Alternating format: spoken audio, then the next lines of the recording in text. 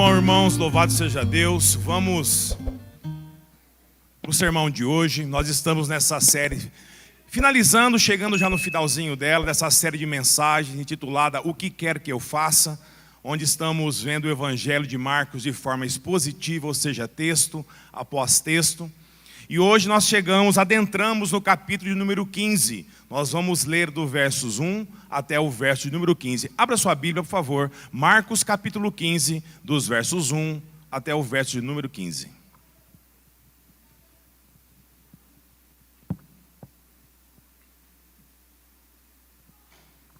Marcos capítulo 15, dos versos 1 até o verso de número 15. E o título da mensagem de hoje é Agir sem pensar ou pensar e não agir.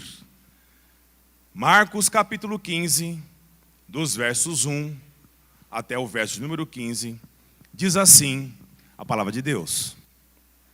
Logo pela manhã, os principais sacerdotes reuniram-se em conselho com os líderes religiosos, escribas e todo o sinédrio. Amarrando Jesus pelas mãos, levaram-no e entregaram a Pilatos.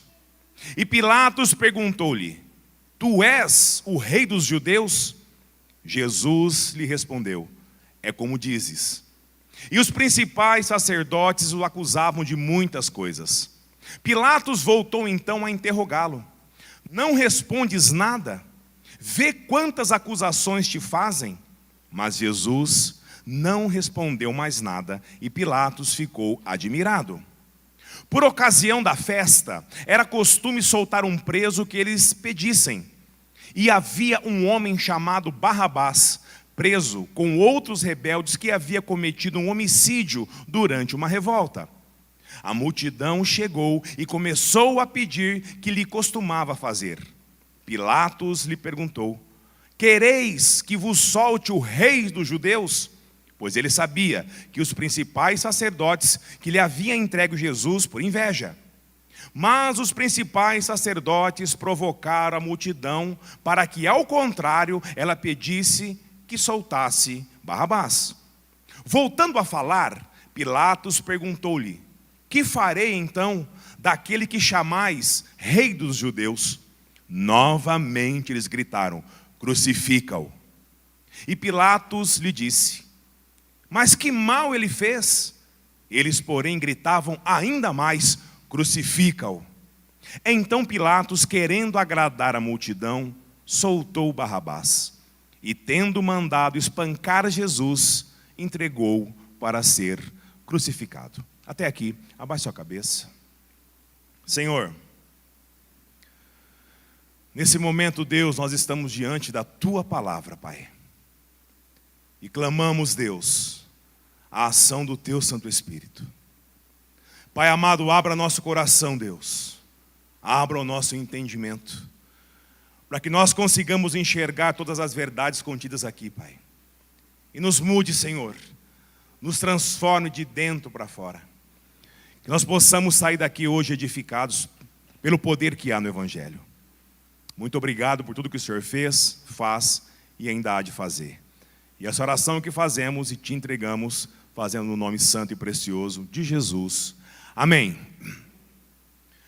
Meus irmãos, nós vimos no domingo passado que Pedro, alicerçado na sua autoconfiança, no seu próprio entendimento, ele nega Jesus por 3 vezes diante dos seus acusadores.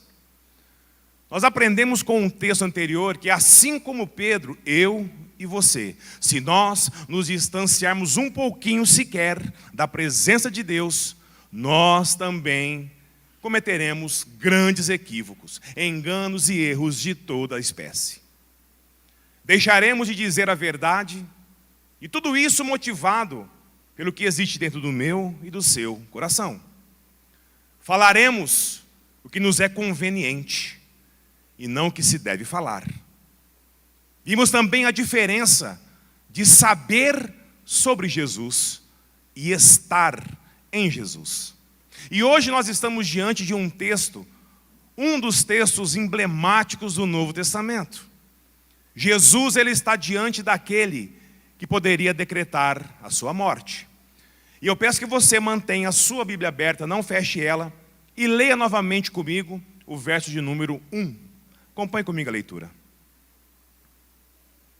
Logo de manhã, os principais sacerdotes reuniram-se em conselho com os líderes religiosos, escribas e todo o sinédrio. Amarrando Jesus pelas mãos, levaram-no e entregaram a Pilatos. Meus irmãos, depois de ser interrogado a noite toda, de forma injusta, de forma arbitrária, Jesus agora ele é levado pelos religiosos, por seus acusadores, até a presença do governador romano Pôncio Pilatos. E a expressão aqui, logo de manhã, comprova toda a irregularidade que Jesus atravessou durante toda a madrugada. E nos indica que aqui já é amanhã da sexta-feira. E no julgamento recebido dos religiosos, Jesus havia sido condenado como réu digno de morte. Então, por que eles os levaram então até o governador romano? Como a pena dada a Jesus pelos religiosos foi a pena capital, a pena de morte, somente com o aval de Roma é que de fato um prisioneiro poderia ser executado. E isso era em todos os lugares onde os romanos dominavam, por todo o império. Não bastava o tribunal judaico condenar, como se tratava de pena de morte, para executar alguém só com concordância do Império Romano. E isso através da autoridade máxima presente no local. E olha o que o Evangelho de Lucas nos diz. Não precisa abrir não, mantenha aí. Lucas 23, dos versos 6 até o verso 12. Presta atenção. Ao ouvir isso, Pilatos perguntou se o homem era galileu. Quando soube que ele era da jurisdição de Herodes, enviou a ele, que também estava em Jerusalém naqueles dias. Quando Herodes viu Jesus, ficou muito contente, pois desejava vê-lo, e havia algum tempo, por ter ouvido falar a seu respeito. E esperava vê-lo realizar algum sinal. E Herodes lhe fez muitas perguntas, mas ele não respondeu a nenhuma. Os principais sacerdotes e os escribas estavam presentes e o acusavam com grande veemência. Então, com os seus soldados, Herodes tratou-o com desprezo e, zombando dele, vestiu-o com uma roupa resplandecente e o mandou de volta a Pilatos. Pilatos e Herodes tornaram-se amigos nesse mesmo dia, pois antes eram inimigos. Meus irmãos, aplicar uma pena capital era uma responsabilidade grande para qualquer governador. Tanto que Pilatos, ao saber que Jesus ele era da Galileia, província a qual Herodes era o tetrarca responsável, ele mais do que depressa tenta o quê? Transferir essa responsabilidade para Herodes resolver. O que não deu muito certo. Sabe por quê? Porque não eram os planos de Deus. Então eles retornam novamente a Pilatos. E os acusadores de Jesus continuavam as calúnias contra ele, dizendo que ele era um perturbador da nação, que proibia o povo de pagar impostos a César. A acusação principal daqueles religiosos era que Jesus, ele era um falso Messias. Mas para Pilatos, deveria ser uma acusação de cunho político e social. Só assim, eles seriam ouvidos por ele. Então eles disseram que Jesus se auto-intitulava o quê? Rei dos judeus. O que poderia soar como afronta ao imperador. E no verso 2, Pilatos então faz a sua primeira pergunta a Jesus. Leia novamente comigo o verso número 2, acompanhe a leitura. E Pilatos perguntou-lhe: Tu és o rei dos judeus? Jesus lhe respondeu: É como dizes. Meus irmãos, o Evangelho de João relata com muito mais detalhes como foi esse diálogo aqui. Veja a resposta de Jesus a Pilatos, relatado por João, e isso revela que João estava também bem próximo a todos nesses acontecimentos. Lembra que eu disse no sermão anterior que na casa de Caifás, Pedro havia ficado para fora primeiro e o outro discípulo havia entrado? Muito provavelmente era João, por ser conhecido daquele pessoal. Então, bem provável que João também estava aqui. Por isso, o seu relato detalhado. João 18, 34. Olha só. Jesus respondeu: perguntais isso por iniciativa própria? Ou foram outros que te falaram a meu respeito? Meus irmãos, Jesus aqui vai estabelecer um diálogo com Pilatos, com a intenção de dizer que era, sim, o rei dos judeus. Mas não um rei de modo revolucionário, que ameaçaria o poder do Império de Roma, mas o rei que as Escrituras Sagradas dava testemunho. Leia comigo os versos 3, 4 e 5 de Marcos agora, acompanhe a leitura. E os principais sacerdotes o acusavam de muitas coisas. Pilatos voltou então a interrogá-lo. Não respondes nada? Vê quantas acusações te fazem. Mas Jesus não respondeu mais nada. E Pilatos ficou admirado. Irmãos, o relato de Marcos é muito mais breve do que o de João por dois motivos. Primeiro, Marcos escreve justamente para a igreja plantada em Roma, para os romanos.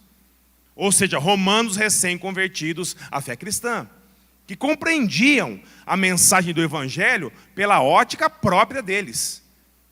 Eles valorizavam o quê? O poder, o domínio. E o segundo é que João foi testemunha ocular de tudo isso. Por isso, obviamente, há mais detalhes. A mensagem, ela é a mesma. O que difere é para quem foi escrito. Por isso a forma que foi escrito. O Evangelho de João foi escrito para os judeus. Por isso a narrativa é outra. Pois um judeu via tudo isso de uma forma bem diferente de um romano. E Pilatos continuava o seu diálogo com Jesus, respondendo à pergunta que Jesus havia feito. Está lá em João 18, de 35 a 38, presta atenção. Pilatos prosseguiu: acaso sou judeu? O teu povo e os principais sacerdotes te entregaram a mim. Que fizeste? Jesus respondeu: o meu reino não é desse mundo. E se o meu reino fosse desse mundo, os meus servos lutariam para que eu não fosse entregue aos judeus. Entretanto, o meu reino não é daqui. Pilatos lhe perguntou: então tu és um rei? Jesus respondeu: és tu que dizes que sou um rei. Foi para isso que nasci e vim ao mundo, a fim de dar testemunho da verdade. Todo aquele que é da verdade ouve a minha voz. Então Pilatos lhe perguntou: que é a verdade? E dito isso, saiu de novo para falar aos judeus. E disse-lhes: não vejo nele crime algum.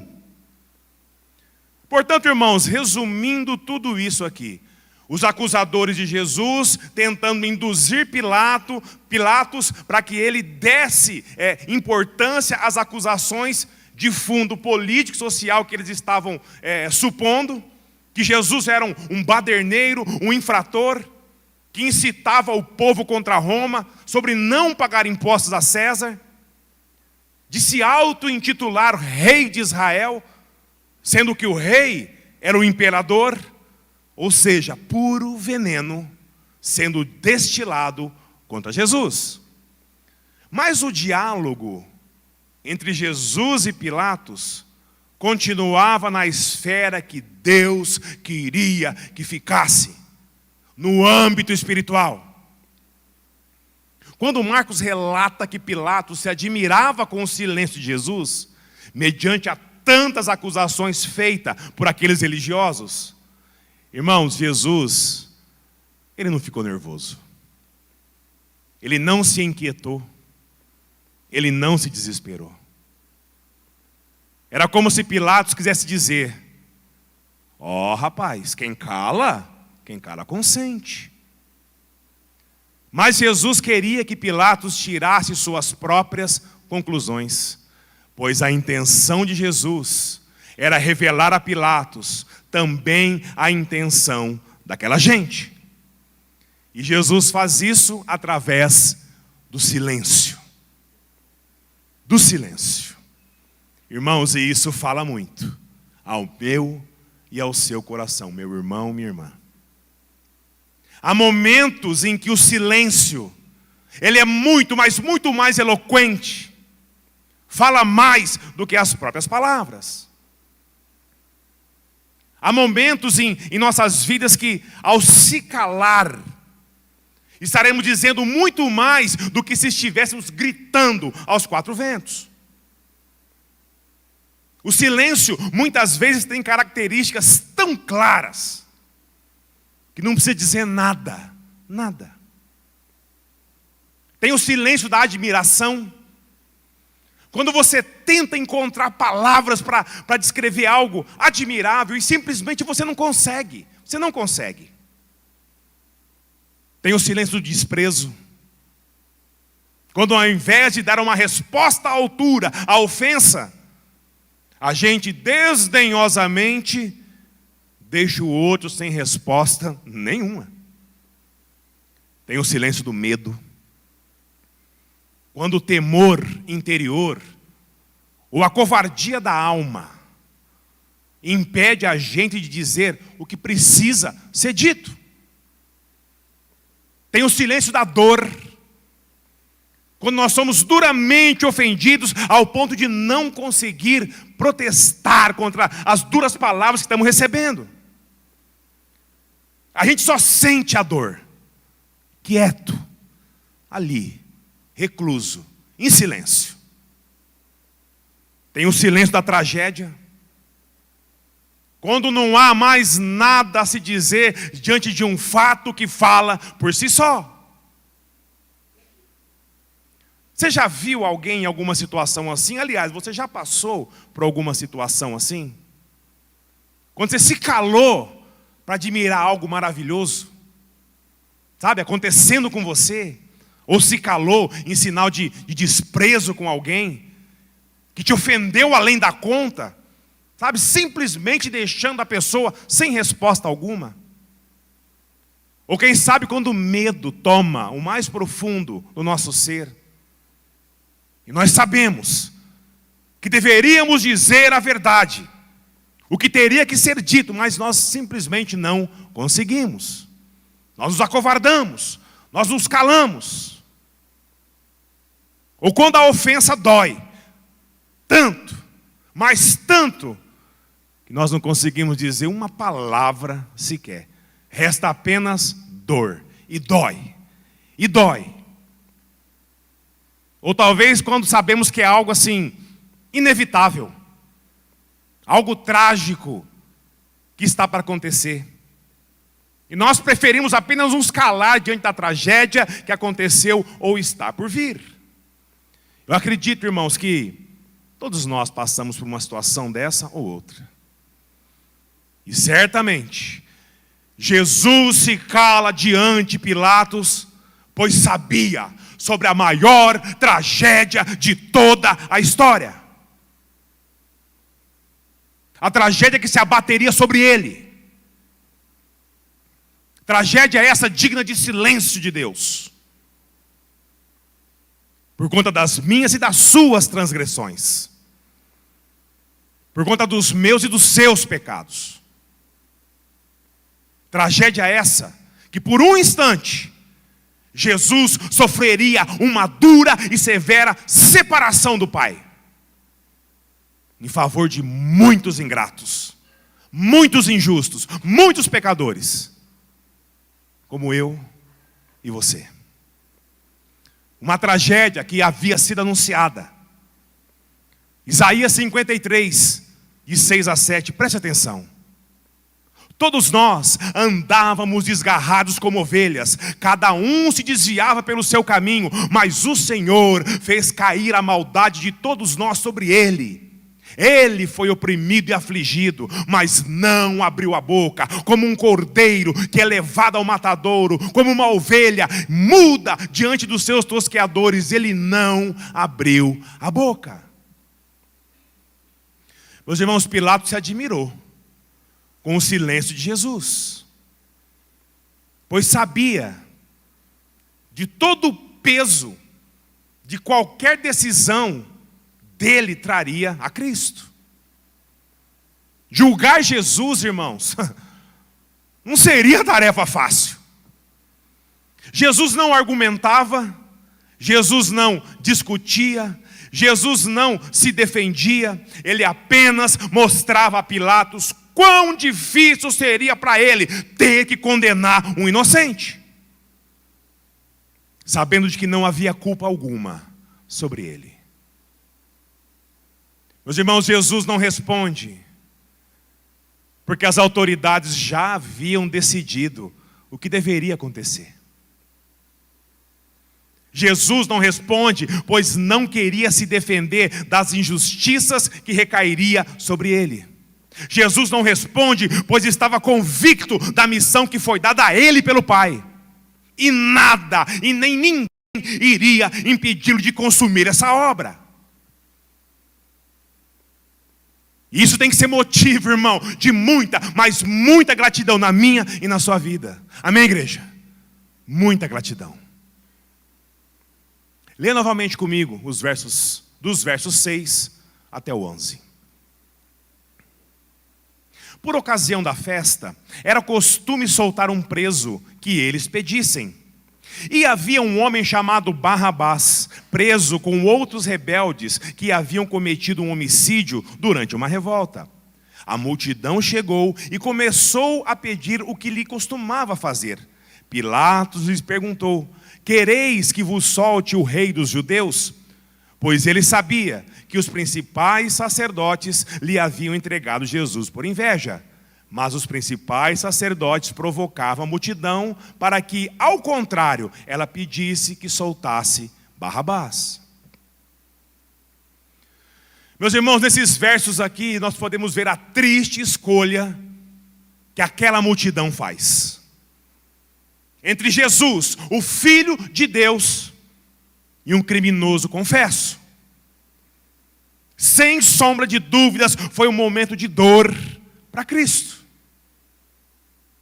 Barrabás, irmãos, muito provavelmente era um zelote, uma das seitas extremistas do judaísmo.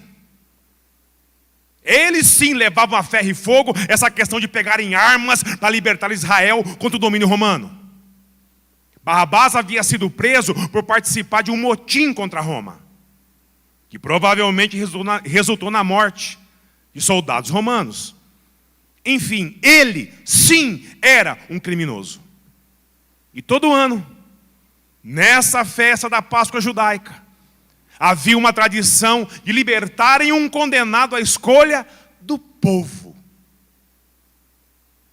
Com certeza, Pilatos, já com a sua consciência abalada por conta de Cristo, pergunta se querem que soltem ele.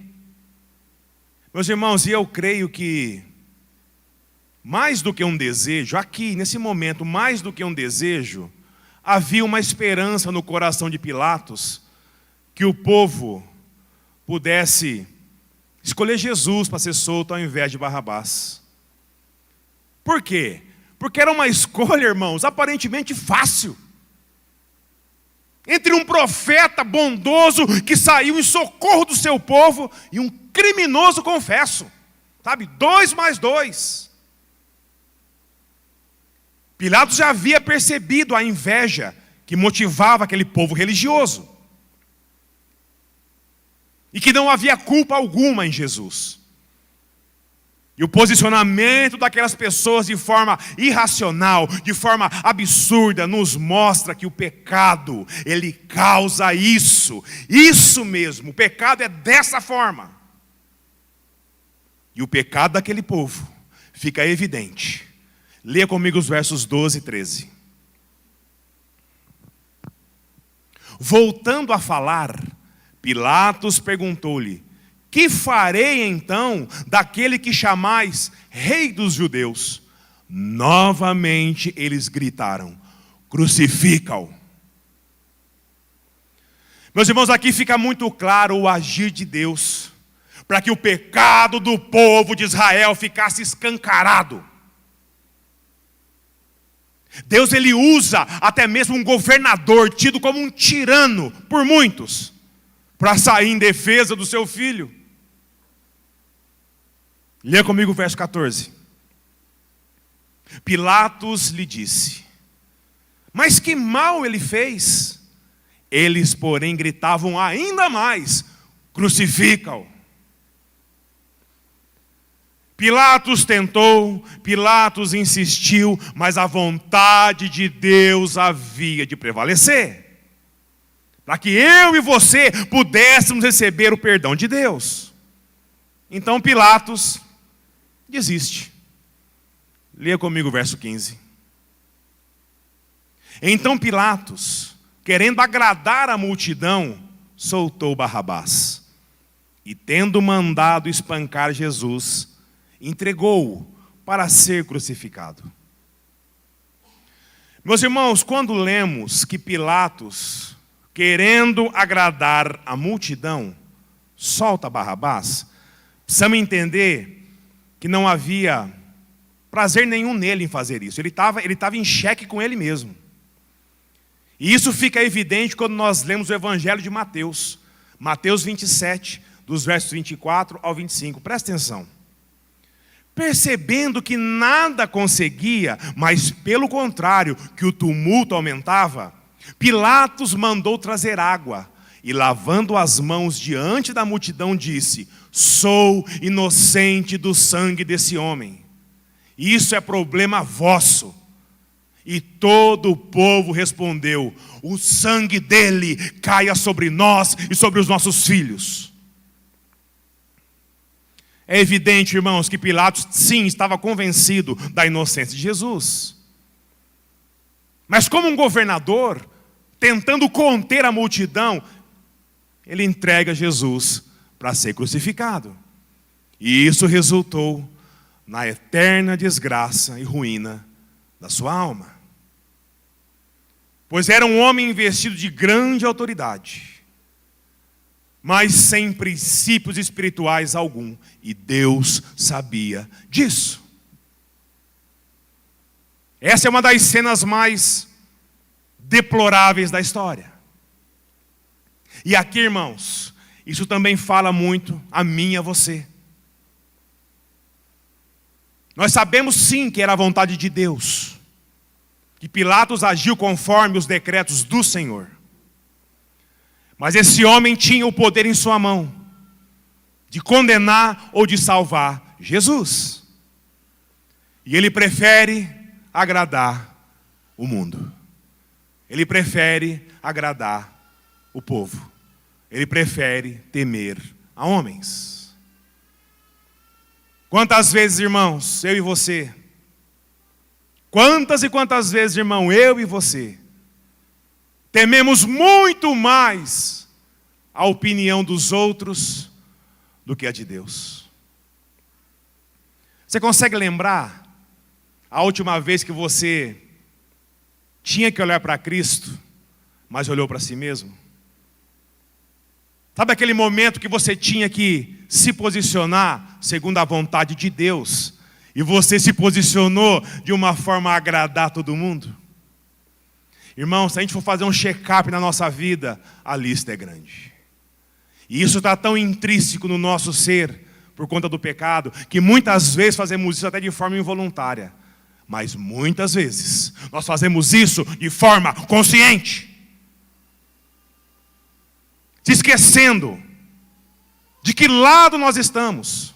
E essa é a grande pergunta a se responder: de que lado você está, irmão? De que lado eu estou? Você foi tirado desse mundo para não mais fazer a vontade do mundo. Mas muitas vezes, nós não conseguimos fazer a vontade de Deus e nos curvamos à soberania do império desse mundo. Irmãos, quando isso acontece, por que isso acontece? Vai depender muito dos nossos interesses, vai depender muito do que afligirá contra mim, contra você, vai depender muito do tamanho do prejuízo a qual eu e você possamos ter. Lembra de domingo passado? Que a palavra de Deus diz, não importa o tamanho do prejuízo que você tenha, fique em paz com Deus. Esse é o desafio, irmãos. Esse homem não ficou em paz com Deus, ficou em paz com o mundo. E a história deixa registrado isso para mim e para você. E isso tem que falar o meu e o seu coração. Porque invariavelmente nós teremos condições de estar na mesma situação dele. E a pergunta que fica é, a quem nós iremos agradar? Se é o mundo ou se é a Deus? Jesus, ele usou do silêncio para deixar evidente todo o pecado daquela geração.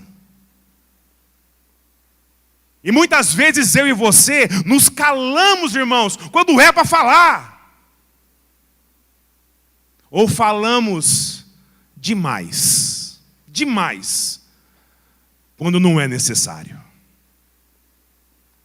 Às vezes, diante de injustiça que nós sofremos, sabe, a gente querendo fazer justiça a qualquer custo, a gente vai lá e abre a nossa bocona. Aí o que era ruim, agora ficou piorou. Azedou tudo. Mas também, quando nós precisamos falar, talvez para justificar algo contra nós ou contra alguém, quando você tem aquela sensação de prejuízo, de perda, muitas vezes, irmãos, por conveniência, por se fazer achar que não é com a gente, o que nós fazemos? Nós nos calamos. Meus irmãos, a Bíblia nos diz em Eclesiastes capítulo 3, que há tempo para tudo na nossa vida. Tempo de falar, mas tempo de ficar calado. Mas a pergunta que fica é, quando eu devo falar e quando eu devo ficar calado? A resposta para isso está na própria palavra de Deus. Jesus falou quando era necessário. E também se calou quando era necessário. Sabe o que isso mostra, irmão? Para mim e para você.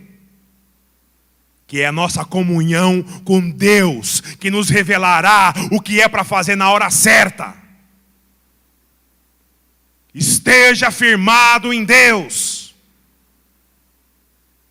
Não se precipite. Meus irmãos, pessoas precipitadas geralmente elas acham que o quê? Elas são donas da razão. Por isso elas tomam a frente e saem lá, descarregando em cima dos outros. Quando é para ficar quieto, elas falam, elas machucam, elas ofendem. E pessoas omissas é o contrário. Apesar de elas terem razão e de ser necessário falar, o que um omisso faz? Ele se fecha que nem uma ostra, ele se cala.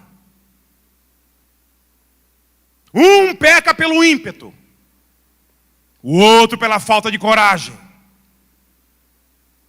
Invariavelmente, um olha para o outro e se condenam. O precipitado olha para o omisso para o precipitado e pronto. O cenário bélico está armado. Pergunte isso para um casal que não vive as voltas com a palavra de Deus, que você vai entender o que eu estou falando. É porque você fala demais. Pior é você que não fala nada nunca. Um agride o outro com ironias.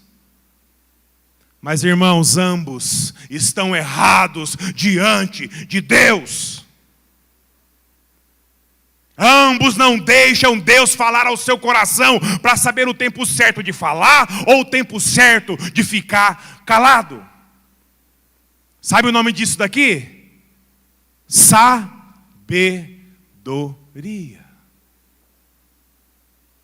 E qual que é o princípio da sabedoria? É o temor a quem? É o temor ao Senhor. Sem comunhão a Deus, irmãos, nós seremos vencidos pelo nosso coração. Só que para tudo isso aqui, para tudo isso aqui tem um monte de gente que corre atrás do quê? Livro, né? Os gurus aí, os coaches de internet. Para deixar de ser precipitado ou deixar de ser omisso. A quantidade de curso que o pessoal vende, lucra absurdamente nesse povo, é impressionante. E aqui eu estou falando de crente, viu?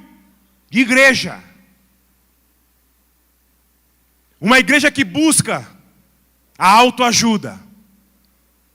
E não a ajuda do alto.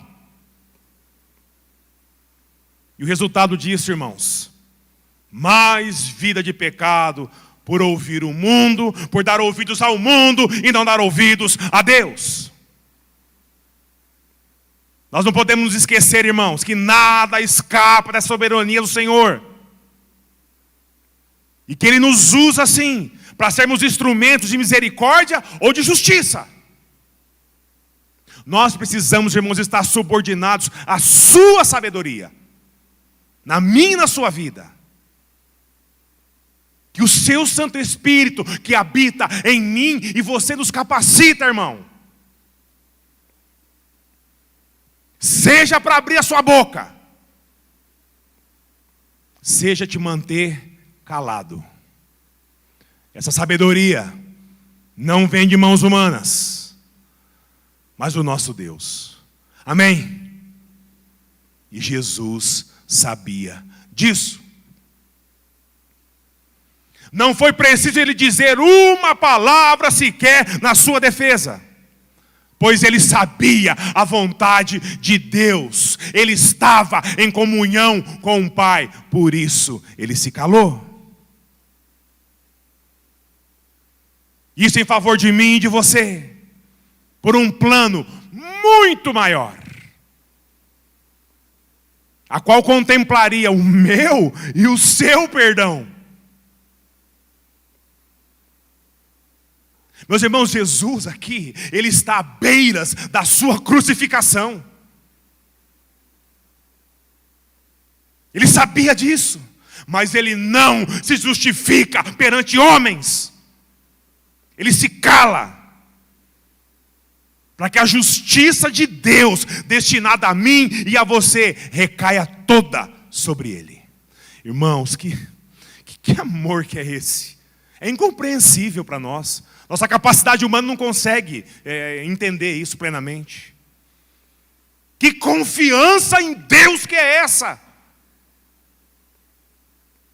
Se por amor a miseráveis, pecadores como eu e você, Jesus podendo bradar em alta voz, uma voz que ecoaria por todo o universo, todo o cosmos, por toda a eternidade. Pois tudo que existe foi criado pelo poder da sua palavra, da sua voz. Ele se cala. Por amor a nós e obediência ao Pai, Ele se cala. Pela comunhão com Deus. Apesar de saber quem Ele é, Jesus ouve o Pai. E essa é mais uma característica de quem está, não apenas sabe sobre. Deus está no controle total da situação de Jesus. E Ele também sabia disso. Meu irmão, Deus também está no total controle da minha e da sua vida. Amém, irmãos? total controle. Haja vista você aqui, hoje. Vamos lá, você acha que foi a minha vontade de estar aqui hoje? Não. Foi Deus quem trouxe eu e você, irmão. Para que eu e você calemos o nosso coração e ouçamos a sua palavra.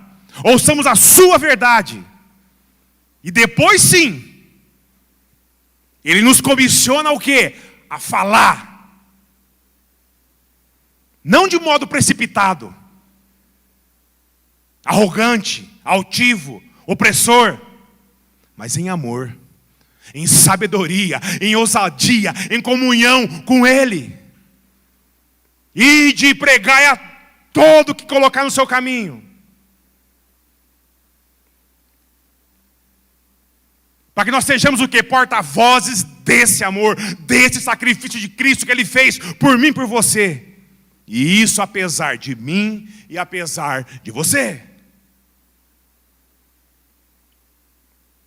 Quando Deus fala, irmãos, nós nos calamos. Só que quando Ele quer que nós falamos, nós não podemos nos calar.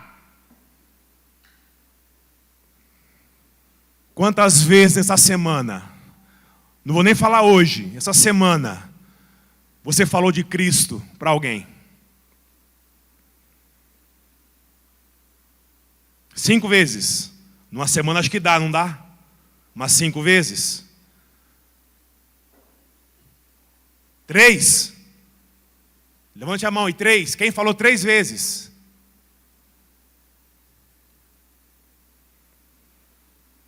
Irmão, precisamos melhorar isso. O lado de lá não brinca.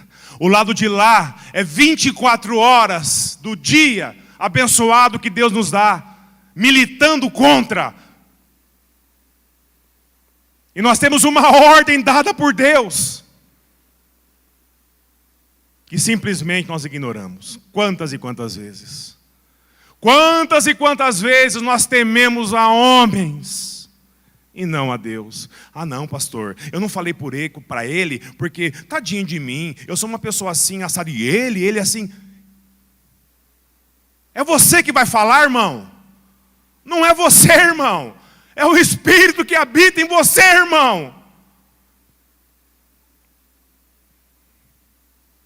Aí a pessoa está flertando, namorando com o Evangelho, dando aquele passo, Deus movendo tudo para que ele... Aí você chega lá. Não, vou dar uma aula de teologia para ele hoje. E a pessoa fala, Deus me perdoe, nunca mais eu volto nessa igreja. Irmão, tira o olho de Cristo e afasta um pouquinho só, que você vai ver o que acontece. O mundo está aí, ó, carente do Evangelho. E eu e você temos a responsabilidade de levar a palavra do Senhor a todo o povo, língua e nação. E isso começa, sabe onde? Dentro da minha e da sua casa. Na nossa família, no nosso bairro, no nosso trabalho, na nossa escola. Trocando a nossa justiça pela justiça de Deus. Trocando a nossa omissão pela ousadia que o Espírito Santo nos dá para pregar o Evangelho. Tudo isso debaixo da graça e da misericórdia que o nosso Deus nos dá. Porque Ele nos dá. Todo dia é uma oportunidade ímpar que eu e você que já fomos salvos em Cristo temos de pregar o Evangelho. Irmão, não desperdice.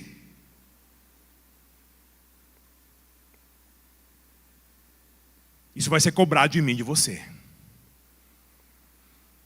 A minha e a sua omissão, Deus, se for o propósito de Deus com a pessoa A, B ou C, Ele vai levantar outros servos, em outras circunstâncias, para falar do amor de Cristo. Mas vamos combinar, irmão, que privilégio que você jogou fora.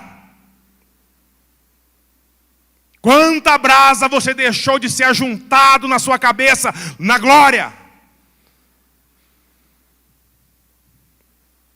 Nós não sabemos quem Deus escolheu para fazer parte do reino. E é aí que está a beleza do Evangelho, irmão. É aí que está a beleza do Evangelho, é confiar na soberania de Deus. Só que nós temos a nossa parte a fazer. Deus poderia, no estalar de dedos, salvar todo mundo ou condenar todo mundo. E olha o que Ele faz. Ele olha para mim e para você. Povo redimido, povo santo, separado desse mundo. São vocês que irão levar a palavra do meu filho. Isso não foi um pedido. Isso foi uma ordem. Isso não foi um conselho. Isso foi um mandamento. E nós temos que cumpri-lo, irmão. Que Deus nos sustente nisso. Que nós possamos a cada dia também lavar as nossas mãos. Não nas águas da impiedade como Pilatos fez, mas no sangue do Cordeiro derramado naquela cruz imerecidamente por mim e por você. Ouça a Cristo, ouça ao Espírito que habita em vós. Fale de Cristo. E se preciso for, se cale por Cristo. Amém? Amém?